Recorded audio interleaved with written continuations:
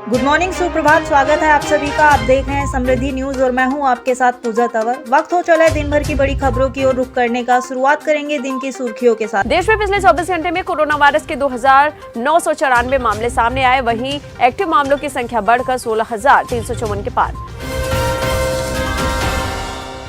असम के सीएम हेमंत बिस्वा शर्मा ने केजरीवाल को खुली चुनौती दी। आपको बता दें, आज यानी 2 अप्रैल को केजरीवाल ओमान असम में पहली रैली करने जा रहे हैं।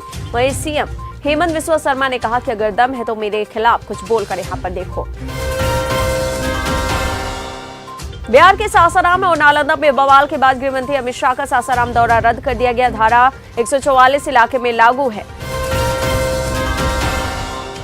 बता दें, 2 अप्रैल को सम्राट अशोक की जयंती पर सासाराम में होने वाला कार्यक्रम बीजेपी के लिए काफी अहम माना जा रहा था। इस कार्यक्रम में खुद गृहमंत्री अमित शाह पहुंचने वाले थे। रेलवे ग्राउंड में उनकी जनसभा भी होनी थी। कांग्रेस के वरिष्ठ नेता केसी वेणुगोपाल ने ट्वीट कर बताया कि राहुल गांधी 9 अप्रैल को कोलार में होंगे। वहां जय भारत मेगा रैली को संबोधित करेंगे। वेणुगोपाल ने सरकार पर हमला बोलते हुए कहा कि राहुल लोगों की आवाज हैं, आप उन्हें कभी चुप नहीं करा सकते। उमेश पाल अपहरण केस में बरी होने वाले अशरफ अहमद से उनकी बहन और पत्नी मिलने बरेली जिला पहुंची। तो वहीं अशरफ की बहन ने कहा कि हमें एनकाउंटर का डर।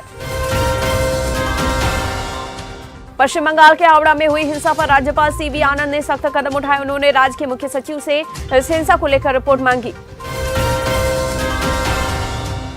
वहीं बीजेपी ने हिंसा की एनआईए जांच की मांग की। केंद्रीय मंत्री स्मृति ईरानी ने आरोप लगाया कि मुख्यमंत्री ममता पत्थरबाजों को संरक्षण दे रही हैं। केजरीवाल ने पीएम मोदी पर हमला बोला। उन्होंने कहा कि इस देश में पढ़े लिखे पीएम होने चाहिए, क्योंकि उनको दिन में कई फैसले लेने होते हैं, कहीं अफसर गुमराह न कर दे। कांग्रेस की भारत जोड़ो यात्रा के दौरान आरएसएस को 21वीं सदी कौरव बताने के मामले में कोर्ट केस किया गया है, जिस पर सुनवाई के लिए अदालत ने 12 अप्रैल की तारीख निश्चित की है। संसद में राहुल गांधी ने जिस तरह से पीएम मोदी पर कई आरोप लगाए, उसके बाद भाजपा सांसद और केंद्रीय मंत्रियों ने राहुल गांधी के खिलाफ कार्रवाई की मांग की। उनके खिलाफ विशेषाधिकार हनन का प्रस्ताव लाने की मांग की। मुख्यमंत्री नीतीश कुमार ने विधानसभा में घोषणा की है कि उनकी सरकार बिजली दरों में बढ़ोतरी नहीं करेगी और 13,114 करोड़ रुपए की सब्सिडी देगी। शिवसेना नेता संजय राउत को जान से मारने की धमकी मिली है। ये धमकी लॉरेंस बिश्नोई गैंग से उनको मिली है। पश्चिम बंगाल में हावड़ा के शिवपुर इलाके में सुरक्षा कर्मियों की तैनाती अभी भी यहां स्थिति सामान्य है। हावड़ा में रामनवमी पर आगजनी के बाद कल फिर से हिंसा हुई थी। आरएसएस के प्रमुख मोहन भागवत ने पाकिस्तान को लेकर बड़ा बयान दिया। उन्होंने कहा, पाकिस्तान के लोग खुश नहीं हैं और भारत के विभाजन को बड़ी गलती मानते हैं। मनीष सिसोदिया को कोर्ट से बड़ा झटका लगा। बता दें, सीबीआई कोर्ट आबकारी नीति घोटाले में उनकी जमानत याचिका खारिज कर दी और यह भी कहा कि इस समय जमानत नहीं दी जा सकती। सिद्धू की सिक्योरिटी को लेकर बड़ी खबर भी सामने आई। कांग्रेस नेता की जेड प्लस सिक्योरिटी में कटौती करते हुए और वाई सिक्योरिटी कर दी गई है। आरके विश्वकर्मा ने यूपी के डीजीपी का पदभार संभाल लिया। उन्होंने आईपीएस डीएस चौहान की जगह ली। वहीं डीजीपी का पद संभालने के बाद आरके विश्वकर्मा ने प्रेस कॉन्फ्रेंस की और कहा कि राज्य में कानून व्यवस्था को दुरुस्त करना हमारा लक्ष्य। जयपुर में बन रहा है दुनिया का तीसरा सबसे बड़ा क्रिकेट स्टेडियम चौक। अब अनिल अग्रवाल के नाम पर होगा चौक स्टेडियम। राजस्थान के लिए हिंदुस्तान जिंक ने 300 करोड़ रुपए दिए हैं।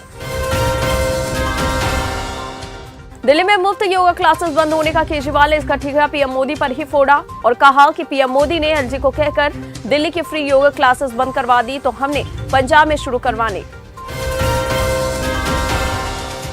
पंजाब के लोगों के लिए पंजाब सरकार ने एक और बड़ी पहल की है। आपको बता दें, पंजाब सरकार जल्द ही राज्य में योगशाला शुरू करने जा रही है, जिसमें मुफ्त में योग शिक्षा दी जाएगी। इसमें सर्टिफाइड योगा इंस्ट्रक्टर पंजाब में घर घर तक योग की शिक्षाएं पहुंचाएंगे। श्री कृष्ण जन्मभूमि शाही ईदगाह का होगा सर्वे। 17 अप्रैल तक कोर्ट ने मांगी थी रिपोर्ट। साथ ही इस आदेश का संतों ने भी स्वागत किया। मेरठ में एक बार फिर घरों के बाहर मकान बिगाड़ने के पोस्टर लगे। आरोप है कि विशेष समुदाय के लोग 150 गज जमीन पर अवैध रूप से धार्मिक स्थल बना रहे हैं। लोगों का आरोप है कि गांव का माहौल खराब करने की कोशिश की जा रही है। मुख्यमंत्री गहलोत ने भरोसा जताया कि इस साल के अंत में होने वाले विधानसभा चुनाव में कांग्रेस राजस्थान की सत्ता में दोबारा वापसी करेगी। उन्होंने कहा वो मिशन 156 लेकर चल रहे हैं। राज्य में कुल 200 सीटें। अशोक गहलोत ने कहा कि केंद्र में सत्तारूढ़ बीजेपी द्वारा अपनाई जा रही हिंदू राष्ट्र की विचारधारा की वजह से पंजाब में अमृतपाल सिंह जैसे उलगाववादियों का उदय हो रहा है। कर्नाटक में दहेज शब्द पर मचे विवाद पर कुमारस्वामी बोले कि 6.5 करोड़ कन्नड़ लोगों की भावनाओं को ठेस पहुंचाया गया है। ललित मोदी ने राहुल गांधी के खिलाफ कोर्ट जाने की धमकी के बाद ट्विटर पर कुछ तस्वीरें शेयर की। उन्होंने 4 अलग-अलग तस्वीरों में एक तस्वीर पंडित जवाहरलाल नेहरू के साथ अपने दादा गुजरमल मोदी की साझा की। बंगाल हिंसा को लेकर बीजेपी ने हाईकोर्ट में दायर की है प्याला मिश्रा में गवर्नेंस की बात। वहीं दूसरी ओर डालखोला और हावड़ा हिंसा के मामले में कार्यवाहक न्यायमूर्ति ने जनहित याचिका दायर करने की अनुमति दी। इस याचिका को सुनवाई के लिए 3 अप्रैल को सूचीबद्ध करने का निर्देश। दिल्ली जयपुर अजमेर वंदे भारत एक्सप्रेस ट्रेन बहुत जल्द ही नई दिल्ली और अजमेर के बीच चलने के लिए तैयार है। सर्विस अप्रैल में शुरू की जाएगी। बेंगलुरु मैसूर एक्सप्रेसवे पर 22% तक बढ़ा है टोल टैक्स। पीएम मोदी ने मार्च में ही किया था उद्घाटन। मुस्लिमों की सड़क नहीं है, अगली बार बुलडोजर लेकर निकालेंगे यात्रा। बंगाल में बवाल के बाद बीएचपी का ऐलान कि अगली बार बुलडोजर पर रखेंगे भगवान राम। मणिपुर के मुख्यमंत्री एन बीरेन ने एनआरसी को लेकर बड़ा बयान दिया। कहा कि उनकी सरकार एनआरसी लागू करने के लिए तैयार है, लेकिन इसके लिए केंद्र की मंजूरी जरूर। राजस्थान में आम आदमी पार्टी ने चुनावी बिगुल फूंक दिया। वही संगठन को पूरी तरह से मजबूत करने के लिए प्रदेश संगठन को शपथ दिलाई गई और साथ ही साथ प्रदेश की कार्यकारिणी भी तैयार। पाकिस्तान में भीषण आर्थिक राजनीतिक संकट से जूझ रहा है। पिछले कई महीनों से पाकिस्तान सरकार और आईएमएफ के बीच लोन को लेकर बात नहीं बनी। पाकिस्तानी अखबार द ट्रिब्यून की रिपोर्ट में कहा गया है पाकिस्तानी एयरलाइन के साथ पायलट काम नहीं करना चाहते और पायलट्स अब देश की नौकरी छोड़कर भागने लगे हैं, जिससे अब देश के एयरलाइन सेक्टर पर गंभीर खतरा मंडरा रहा है। अमेरिका के बाद अब रूस ने भी भारत को अहम सहयोगी बताया। रूस की नई विदेश नीति में कहा गया है कि आने वाले दिनों में भारत के साथ रिश्तों की अहमियत और बढ़ेगी। उधर नाटो ने भारत के साथ दोस्ती को और मजबूत करने में दिलचस्पी दिखाई है। ऐसा लगता है कि अमेरिका भारत को नाटो में शामिल करना चाहता है। अमेरिकी राजदूत जूलियन स्मिथ ने कहा कि अगर भारत प्रस्ताव को स्वीकार करता है तो हम उसका अधिक सहयोग करेंगे। अमेरिका के पूर्व राष्ट्रपति ट्रंप को 4 अप्रैल को मैनहट्टन में पेश होने के आदेश। लापरवाही से गाड़ी चलाने और उसकी वजह से एक जान जाने वाले शख्स की सजा 2 साल से घटाकर पंजाब और हरियाणा हाईकोर्ट ने 8 महीने कर दी। वहीं सुप्रीम कोर्ट ने फैसले को खारिज किया और दोषी को पहले ही की तरह सजा बरकरार रखा। विश्व प्रसिद्ध श्री महाकालेश्वर मंदिर में 3 अप्रैल से 10 अप्रैल के बीच किसी भी श्रद्धालुओं के प्रवेश पर एंट्री नहीं है।